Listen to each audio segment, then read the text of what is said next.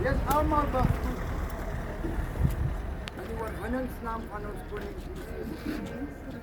En toe die Here dominee JJ se vuil wegmaak, het op hierdie woorde, Here, laat U my so verberg in die doderyk, sodat U grimmigheid kan verbygaan.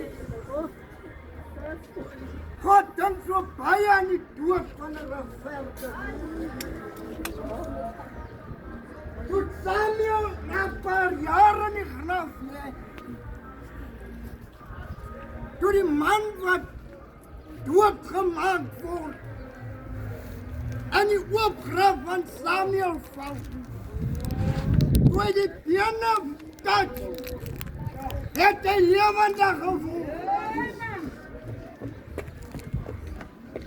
Kom in die tyd van die 60% geplaas.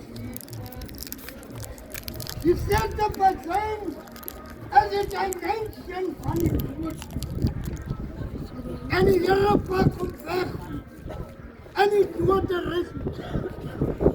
Gabriel is nie die doodengel nie. Moenie vir die mense sê Gabriel is die doodengel nie. En in Lukas 2 sê en Gabriel kom by die vrou Maria en sê bring die oor.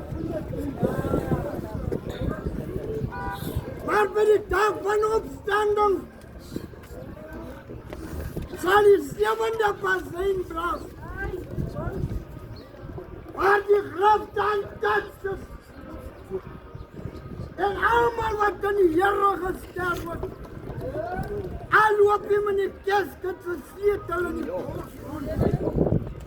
Die pasijn sal die graf te vloed. En allemaal wat in die Here gesterf het, sal opstaan. Om in die geluchte gemoed. Nu waar u op hem dabei noemen. As we voetbal, waar die traffic nie by kom nie. As nie rood wat die beeld betrokken nie. Maar die Here God, wat die volk en die omskepping. Ons is die bloedgewaste Israel.